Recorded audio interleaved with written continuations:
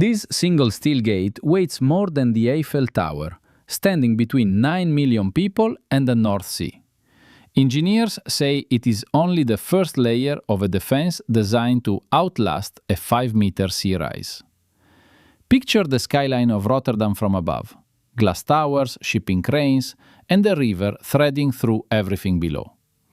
Now imagine the water rising, not by centimeters, but by meters.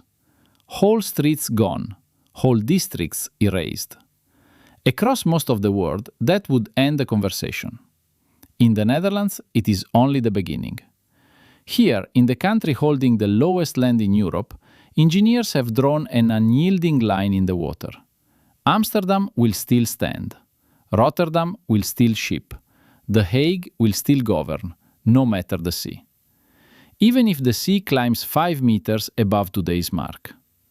But how do you outsmart an entire ocean? To understand the answer, you have to understand the stakes. And here, the stakes are simply staggering. Roughly 26% of the Netherlands already lies below sea level, beneath the surface of surrounding water. Another third sits low enough to flood completely if the dikes ever failed in a major storm. 17 million people live inside that vulnerable bowl, going about daily life under a constant hydraulic threat. So does one of the densest economies on the planet, a €1 trillion engine of trade and industry. Built on global trade, intensive agriculture, and advanced chemistry, all concentrated within this remarkably fragile geographic basin. The Randstad, the great horseshoe of cities including Amsterdam, Rotterdam, The Hague, and Utrecht, anchors the country. Together, those 4 cities generate roughly half of the entire national economic output of the Netherlands itself. Schiphol Airport, one of Europe's busiest hubs, sits more than 4 meters below the level of the sea. And the Port of Rotterdam, the largest in Europe, lives directly on the front line of the North Sea. Now consider the projections. The Intergovernmental Panel on Climate Change models a range of possible Dutch futures. Under the worst-case trajectory, sea levels around the Dutch coast could rise 1 meter before 2100. By 2150, that could climb past 2 meters. Antarctic ice models push the bound toward 5. Most countries treat these numbers as warnings. The Netherlands treats them as engineering design specifications carved in legislation. The National Delta Program, written into Dutch law, requires engineers to plan for the next 2 centuries. Annual reviews, continuous funding, a long horizon legally binding. Yet one ancient assumption is about to collapse. For 700 years, Dutch survival rested on a single idea: keep the water out, build a wall, pump what leaks through. That ancient idea was finally tested on the night of January 31st, 1953. A spring tide collided with a winter storm. Water surged over the dikes of Zeeland and South Holland. By morning, 1,836 people were dead. Tens of thousands of livestock drowned. Whole villages disappeared beneath the cold tide. The country swore, with grief, it would never happen again. The dikes built after that catastrophe were designed against a 1-meter rise, generous for 1950s projections then, insufficient for the century now unfolding. And there is a quieter, slower danger working underneath the country. The land itself is sinking. Peat soils dry, compress, and subside under their own weight and drainage. In parts of the western Netherlands, the ground drops by as much as 1 centimeter every single year. Over a century, that is another meter of effective rise, invisible to the eye, invisible to ocean satellites. But very real to a foundation slab quietly cracking in Gouda beneath an ordinary Dutch family home. Add salt water pushing inland through rivers and aquifers, contaminating drinking water and the country's most productive farmland. Add the rising frequency of storm surges. The real danger isn't the water, it's the ground itself. To understand how the Dutch arrived at today's strategy, Look at the long arc of their hydraulic history. 1,000 years ago, coastal farmers built terps, clay and dung mounds, and lived above the tides. Later, they ringed fields with earthen walls and let windmills work, pump by pump, polder by polder. The country was literally drained into existence. By the early 20th century, Dutch ambition had scaled up dramatically. The Zuiderzee works closed an entire inland sea with a 32-kilometer barrier, the Afsluitdijk, completed in 1932. Behind it, engineers reclaimed an area the size of a small province, and they called this new land Flevoland. Then came 1953, and with it the Delta Works. 13 massive structures along the southwestern coast. Sea arms shortened, storm surge barriers raised, dams designed to open and close on command, coordinated defense at unprecedented scale. The American Society of Civil Engineers named it one of the 7 wonders of the modern world. At its heart stands the Maeslantkering near Rotterdam, 2 curved arms, each as long as the Eiffel Tower. Together they weigh roughly 15,000 tons, floating on hollow steel chambers buoyant enough to swing into position. They close only when a storm surge above 3 meters threatens Rotterdam.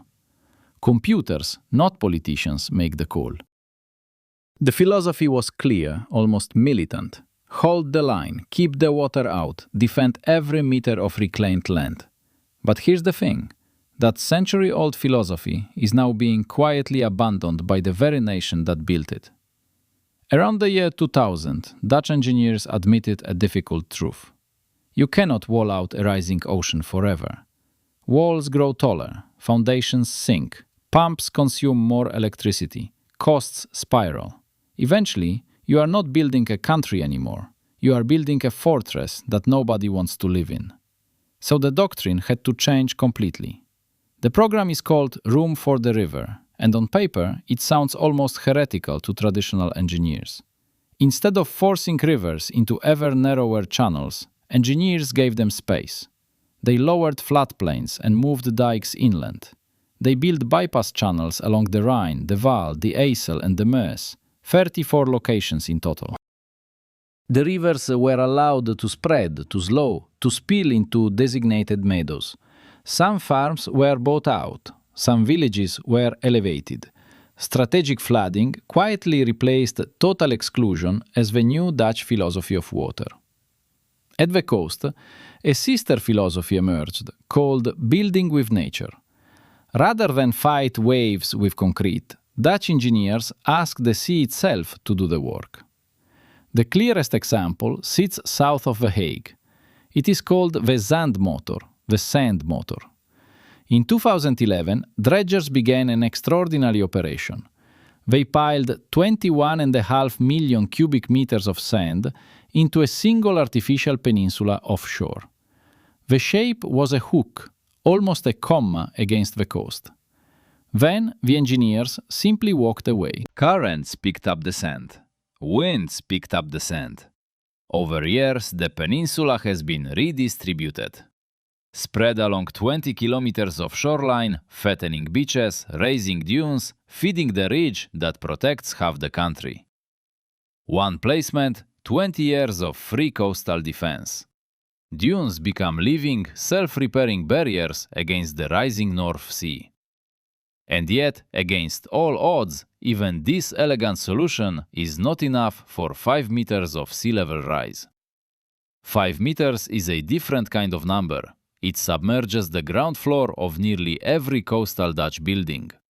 5 meters reaches into the second story of warehouses in the Port of Rotterdam, dwarfing quays and stacked containers. 5 meters means even closed barriers may not be tall enough, and reinforced dikes may not be wide enough. Reclaimed dunes may not be deep enough. So the Dutch design buildings that ignore the water entirely. In northern Amsterdam, on a quiet stretch of the Johan van Asselt Canal, sits a neighborhood called Schoonskip. 46 households live in 30 buildings, all of them floating. Each home sits on a concrete hull. Each hull rests on the water and is tethered to steel piles driven deep into the canal bed. As water rises, the houses rise with it. As water falls, they settle gently back into place. The neighborhood shares solar panels, heat pumps, and a smart microgrid. It is fully amphibious by design. Increasingly, Skonskip is studied as a template for low-lying districts elsewhere. The principle scales outward across nations. Multi-layer safety has become the new Dutch doctrine. Layer 1 is prevention: sea dikes, reclaimed dunes, storm barriers. Layer 2 is spatial planning, making sure that if water gets through, it does not destroy critical infrastructure. Hospitals are raised above flood levels. Power substations are relocated. New developments are forbidden in vulnerable polders. Layer 3 is emergency response: evacuation routes, shelters, supply chains, drilled and rehearsed for the worst day. The country no longer assumes the wall will always hold. It assumes that one day, somewhere, it might not, and that everything behind the wall must still be able to survive: homes, hospitals, ports, and lives. Underground, an arterial system keeps the bowl dry. Pumping stations across the Netherlands move staggering volumes of water. The largest, in Lelystad, can move roughly 1,500 cubic meters of water every single second. That equals an entire Olympic swimming pool drained in under 2 seconds, an almost incomprehensible hydraulic achievement. Above ground, the dikes themselves are becoming intelligent, threaded with fiber optic sensors detecting tiny shifts in pressure. These sensors track temperature and saturation. Engineers in a control room can watch a kilometer of Earth breathe. A weak point reveals itself days before any human eye could ever see it, and that is transformative. Above all sits the philosophy called adaptive delta management. The Dutch no longer commit to a single future. Instead, they draw decision pathways. If the sea rises 40 centimeters by 2050, take path A. If it rises 80, switch to path B.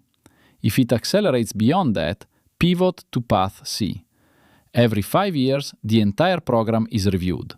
Every 6 years, the legal targets are formally updated. The country is not building one defense. It is building a branching tree of defenses, ready on demand. Each branch is ready to be chosen as the data demands. Still, one number threatens every model. That number is money. The Delta program already costs roughly 1.5 billion euros every year. By 2050, with accelerating sea rise, that annual figure is projected to climb past 20 billion euros. Over a century, the cumulative cost reaches into the trillions, and the engineering decisions are not small.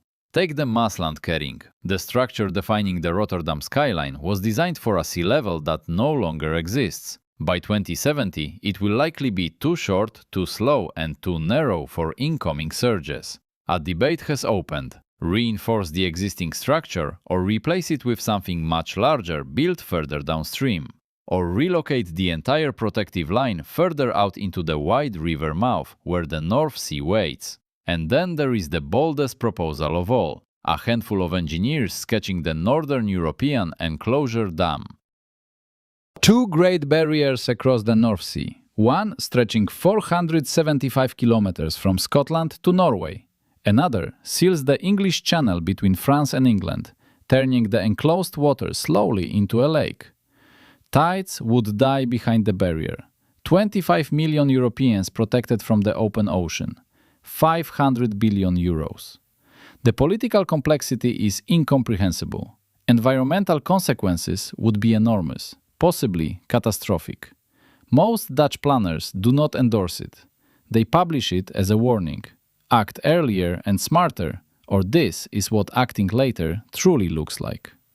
But the boldest plan rejects barriers entirely. The newest layer of Dutch strategy is the most philosophical: coexistence.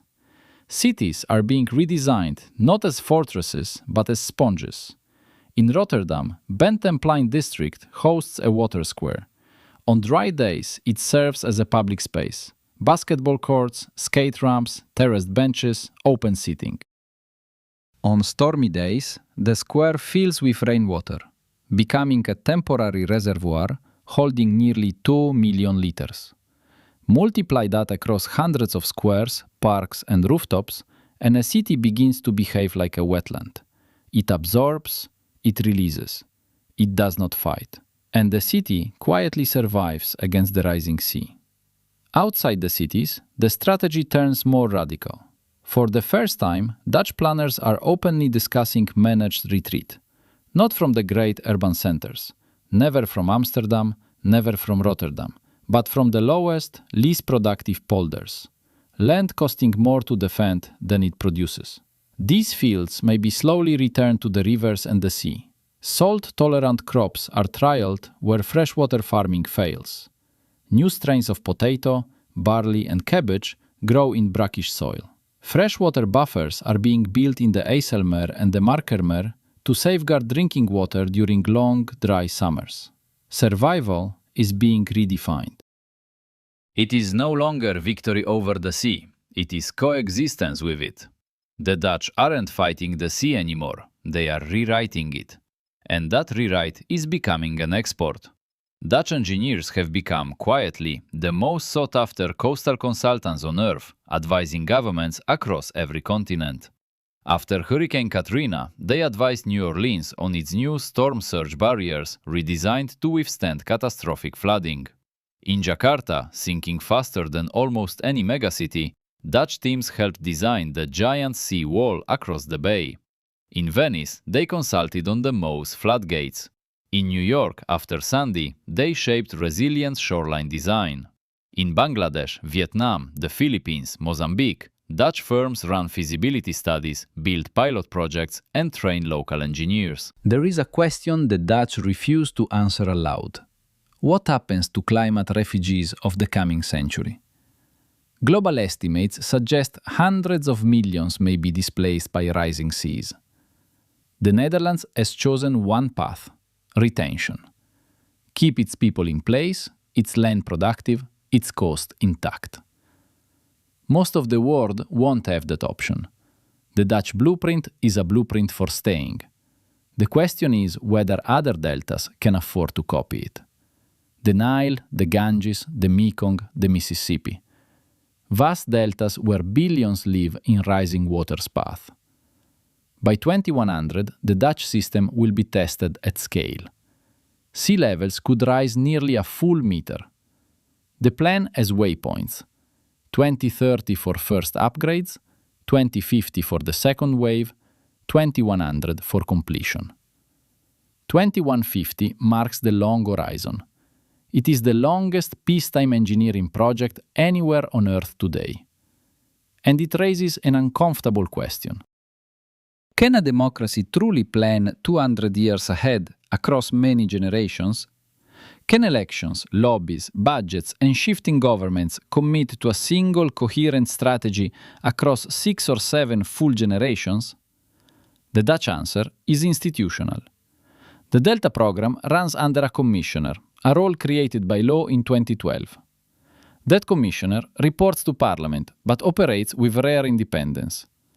The Delta Fund is locked into the national budget. Targets are set by statute.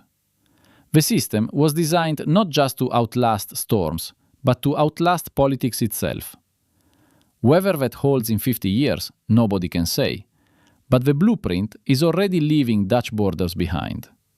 Step back one last time and look at this country from above. Carved by rivers, reclaimed by patient hands. A population that has spent 1,000 years arguing with water, and is slowly learning a very different argument. The Netherlands is not promising to stop the sea. No engineer there would ever dare make that promise. What it does instead is far stranger, far more interesting.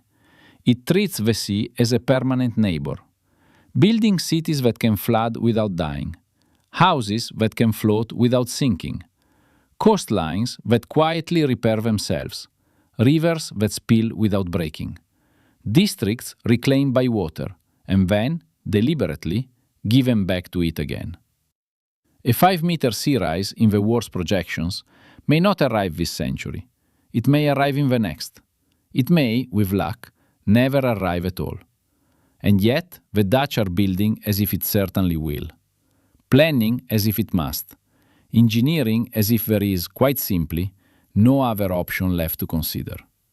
In doing so, they quietly hand the world a manual that no one wanted to write, and yet needs. A manual that almost everyone, eventually, will need to read.